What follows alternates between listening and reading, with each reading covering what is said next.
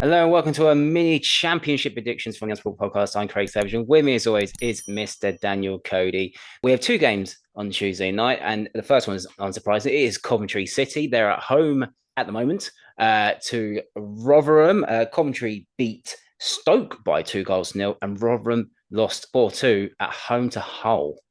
Yeah, that was a really worrying result for them, wasn't it? To be honest, because Hull, for the large part, have looked hapless the last couple of months. And Rotherham, one of the things we talked about under Paul Warne was staying in games, keeping themselves tight and compact. And it wasn't even the fact they let in four. They conceded 19 shots and 13 on target. I can't remember Hull having 13 shots on target since they've been back in the Championship. It was insane. So really poor defensively, some terrible goals given away as well. And it had actually been a pretty boring first half, ironically, till the last minute or two. Coventry, they're finding form now, aren't they? 3 wins in a row. You said it was going to happen before too long. And the fact they're picking up away wins, probably even more dangerous than last season. So if they can start getting their home ones, which they were traditionally brilliant last year, I think we're going to start to see a very, very good season for Coventry. A good goal for Gustavo Hamer after coming back. Just needs to keep his discipline. He's such an important part of their team when he's fully fit and firing. And again, after keeping it compact for half a game, there were no shots on target at all the first half of their match on Saturday. But they came out in the second half, no possession, and nicked an away win.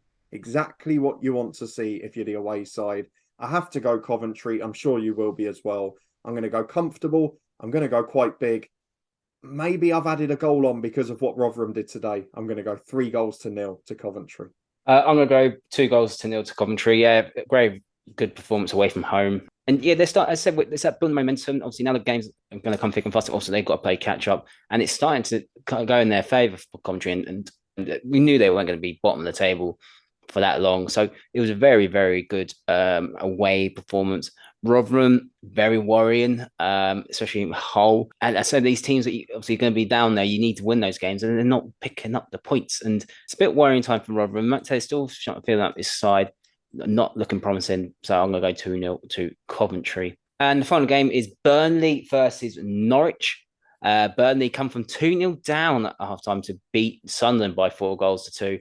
And Norwich blew a 2-goal lead themselves. They drew 2-2 at Sheffield United. Yeah, it's a good point you make because at half time we were looking at this thinking, wow, Burnley are getting tanked and Norwich are finally ending their winless run. And we now come into it with Burnley still looking spectacular and Norwich having won in 5 now. Yes, they ended the run of defeats. Yes, they had a goal threat, which they hadn't had the 2 games previous. Timu Pukki back on the score sheet, but I don't remember a Norwich Missed a side. penalty.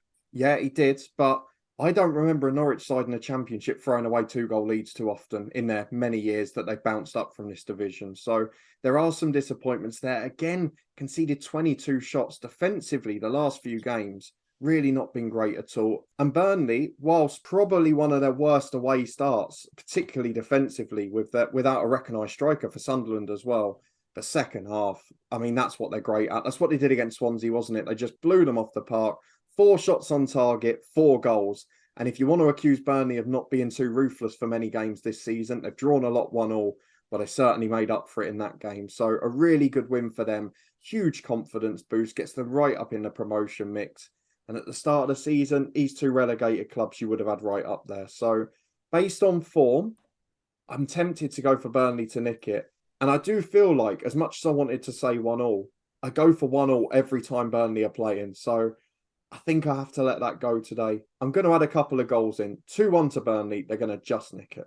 I'm going to go 3-1 Burnley. It's quite a tough one, to be honest. With Burnley, that's a fantastic comeback at Sunderland. When I saw it early on, I thought, oh, God, what's happened there? But credit where credit's due. Vincent's company's obviously done something at half time, got into them. It worked and made a couple of changes and got the result. And probably say they deserved it in the end. So fantastic result at Sunderland. Norwich, yeah, that was a very weird game. Very, very weird game. An early 2-0 lead at Sheffield United. You think, oh, similar to the Sunderland one, what's going on here? But something's not right at the moment for Norwich. No wins in 5. Confidence is gone, isn't it?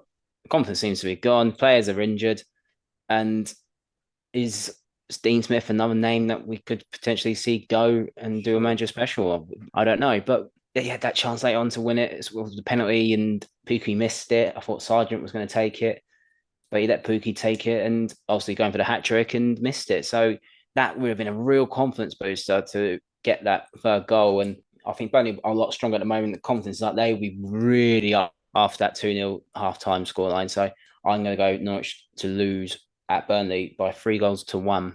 Quick recap. What we did then, we've both gone for home teams to win, Coventry and Burnley, respectively.